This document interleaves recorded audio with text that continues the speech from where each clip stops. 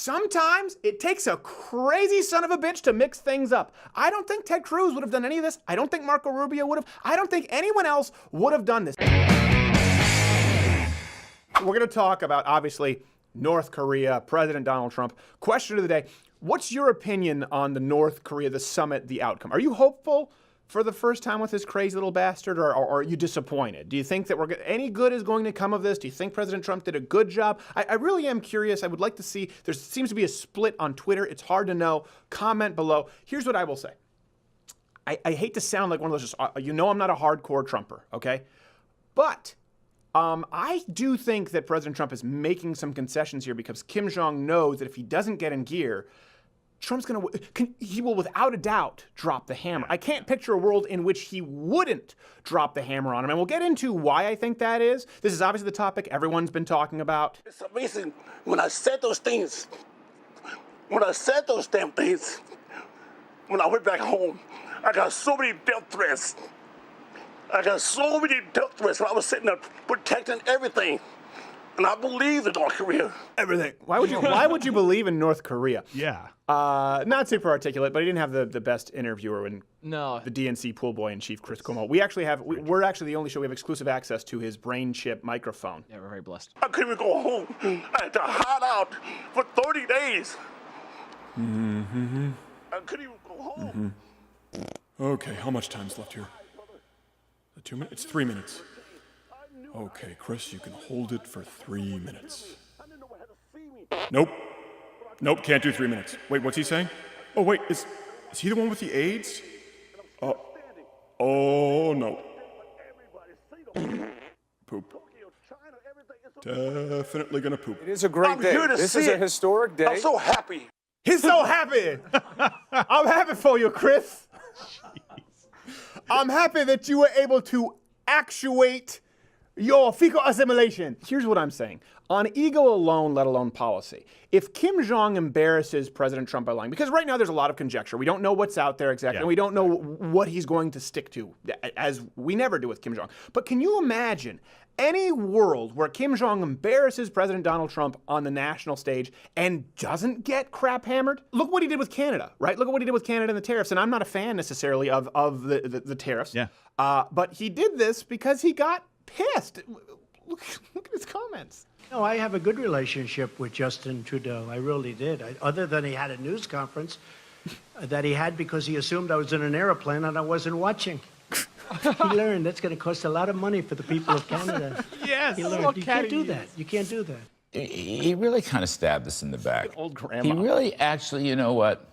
He did a great disservice to the whole G7. He betrayed... Trudeau did. Yes, he did. POTUS is not going to let a Canadian prime minister push him, POTUS, around President Trump.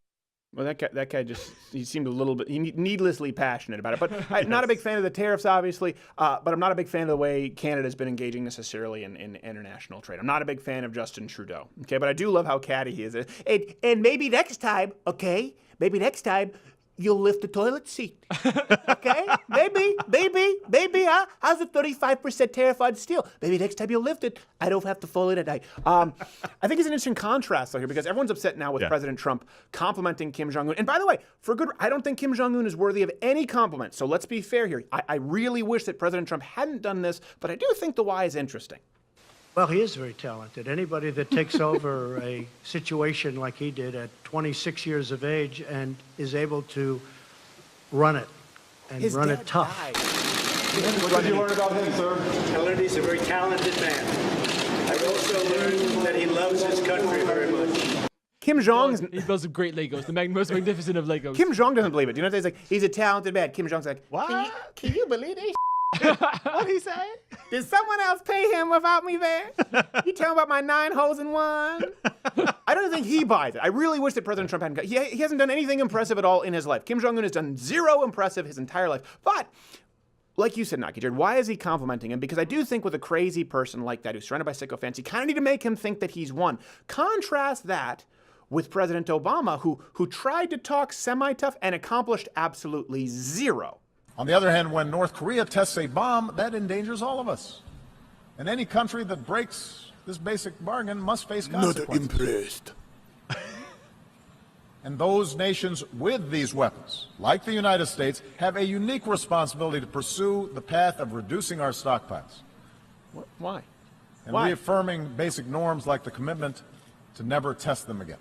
The United States and South Korea stand shoulder to shoulder, Go practice. both in the face of Pyongyang's provocations and in our refusal to accept a nuclear North Korea. Threats will get North Korea nothing other than greater isolation. How are you going to greater isolate Meyer and very entirely committed to that. isolate? Yeah. It's like he sent the Bueller guy there to threaten somebody. I don't understand this. It's like we've been at peace for decades, and no one has attacked us. When you look at our nuclear arsenal, let's get rid of that. Well, I don't understand it. Why would we reduce our stockpile? It's never going to happen. Why do you get to keep them? Because we're the good guys. That's true. Because we're not starving our own people. Yeah. So not- yeah. in this situation, there's a lot of people on the left are coming back and saying that he's giving concessions, he's doing stuff, he's stupid for doing this. There's no agreement. We need a relationship there, not a relationship of a friendship. We need somebody who's willing to come to the table, and Trump accomplished that when no other president has done it. Right. None. So if you want to badmouth, we didn't get the And I think results. it's kind of like a first date. Like I don't think it's gonna be very productive on the first date. Yeah, If exactly. You listed out everyone's all the flaws you see in the other person. Like, and first of all, I think you should. The civil rights issues are important. I think we should get to that eventually in North Korea, but that's not the most important issue when it comes to our national security. No. Right. No, I understand that you're not gonna fix that with this. Not in the first meeting. But let's give you a quick timeline, okay? North Korea, they've never gotten it right. U.S. policy has never worked. In 1994, Bill Clinton, North Korea signed an agreement. No, okay, they didn't do it.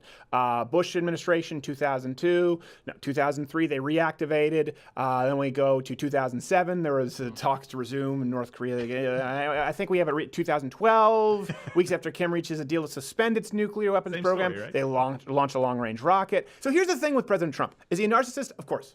All the criticisms about his personality are true. Yeah. But on policy, he tends to keep his promises. Yeah. He lowered taxes. He pulled out of the Iran deal. Great precedent set here. The Paris Climate Agreement. He moved the embassy to Jerusalem. We got Gorsuch as a judge. Regulations are being slashed versus President Obama, who did not close Gitmo. He did not manage to lower premiums with health care for families. He failed to allow imports of cheaper foreign pharmaceuticals. He didn't end the income tax for seniors making less than $50,000 a year. And he also failed to end the war in Afghanistan and Iraq. His foreign policy was absolutely abysmal. The point that I'm making here is that any kind of deal which occurred under President Obama wasn't worth the paper it was printed on. As a matter of fact, the risk of any deal with a crazy tyrant surrounded by sycophants, they only speak one language, someone like Kim Jong-un. That's the language of action.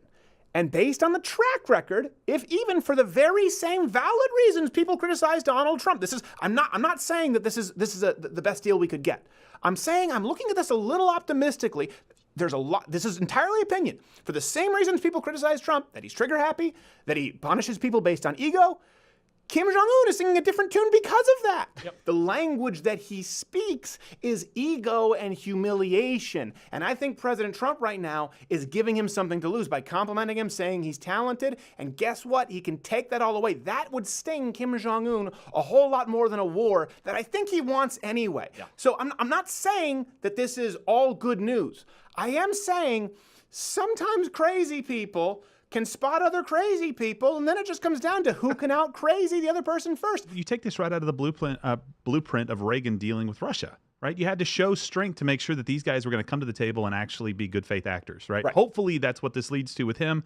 He's had to see somebody on the other side that was willing to kick his butt. Well, and this is the first person willing to kick his butt. And a big difference between, we're thinking about disarming ourselves. Trump first got prisoners released. Trump then also got them to stop testing. Then he was going to walk away from the meeting.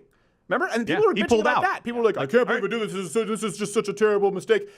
And then he came back to the table. They came back to the table. Also, by the way, Trump's gotten China involved this time around. They're the ones who could put some real economic pressure on North Korea. That's a big deal. So he approached the table very differently. I'm not the kind of person saying he's throwing 7 different kinds of smoke. He's playing 18D chess. No. But in this case, he is taking a different approach, and he's a very different, the kind of personality that makes other crazy people nervous. Kim Jong doesn't want to be on the negative side of it. It doesn't want to be on Trump's bad side. That's the thing. So you praise him a little bit, like, oh man, I saw what he did with Ted Cruz. You see what he told the whole world Ted Cruz dad assassinate JFK. I don't want that kind of heat.